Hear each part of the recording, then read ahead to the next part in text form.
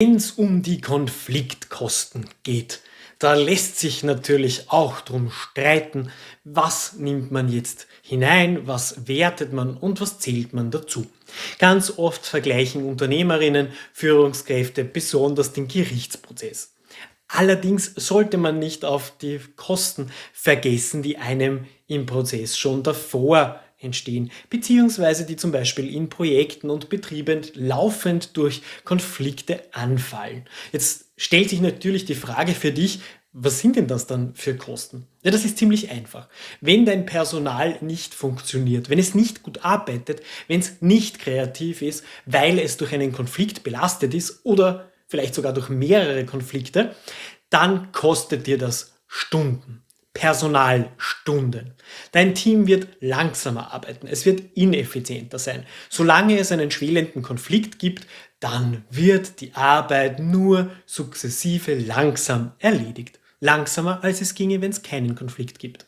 Und die Stunden, die kannst du dir ziemlich leicht ausrechnen. Wenn ein Projekt sich verschleift um zum Beispiel 4 Wochen, dann fallen dir hier viermal die Stunden an deiner Mitarbeiterinnen, die sie in der Woche verbrauchen. Und das ist dann schon fast ein Monatslohn pro Mitarbeiter oder Mitarbeiterin.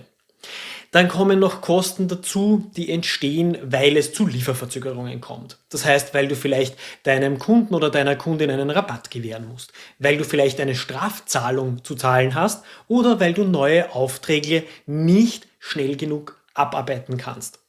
Und dann wird es richtig teuer. Und richtig teuer, das können gleich mal 20, 30, 50, 100 oder mehr Tausende von Euros sein. Und wenn man dann schon von über 100.000 Euro spricht, dann kann man auf jeden Fall sagen, dass der Konflikt, wie klein er auch gewesen ist, immense Auswirkungen hat auf deinen Betrieb. Wo er auf jeden Fall auch Auswirkungen hat, wenn es einen entsprechenden Konflikt gibt, ist in der Personalbesetzung und in dem, wie lange dein Personal bei dir bleiben wird. Denn unzufriedenes Personal wird sich über kurz oder lange einen neuen Job suchen. Und die sich keinen neuen Job suchen, aber unzufrieden sind, die kündigen längst im Kopf.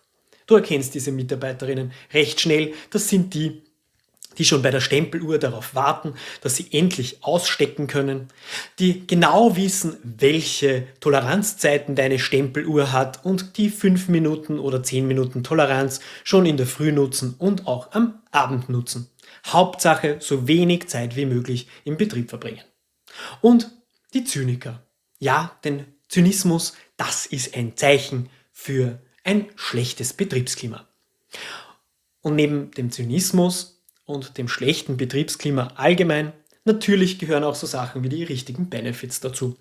Und die herauszufinden, was deine Mitarbeiterinnen überhaupt wollen, ja, auch das kann Teil eines Mediationsprozesses sein.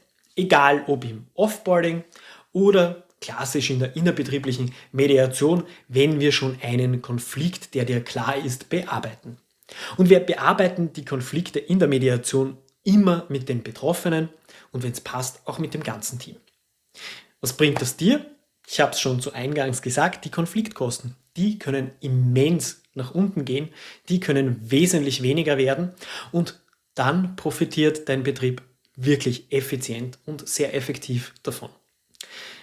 Nimmt man den außergerichtlichen Bereich jetzt im Sinne einer Streitsache, die schon vor Gericht landen könnte, ist es relativ einfach auszurechnen.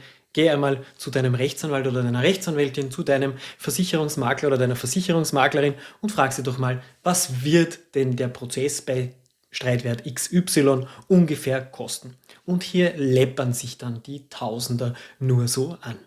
Und da darfst du dann aber noch dazu rechnen, dass du natürlich jedes Mal eventuell vor Gericht fahren musst, dass es hier Gutachten brauchen wird, dass ein Prozess, wenn er lange genug dauert, ja nicht nur Zeitressource von dir selbst verbraucht, sondern von deinem gesamten Betrieb. Er belastet psychisch, er belastet uns sozusagen wirtschaftlich und persönlich. Und das kannst du dir mit einem Mediationsverfahren sparen. Ein Mediationsverfahren ist schneller, effizienter und zumeist auch kostengünstiger als ein Gerichtsverfahren. Und im innerbetrieblichen Bereich natürlich, es bringt dir zufriedene MitarbeiterInnen und du weißt, wohin du in Zukunft gehen solltest und was deine Themen sind. Und am Weg in der Mediation wirst du meistens dann noch die Mobbingtäter und die AusgrenzerInnen und so weiter los. In dem Sinne, mal drüber nachdenken, ob du deine Konfliktkosten im Betrieb rapide senken möchtest und dafür ein Mediationsverfahren startest. Mein Name ist Patrick Hablesreiter, eingetragener Mediator von der Schule bis zur Wirtschaft, mymediator.at.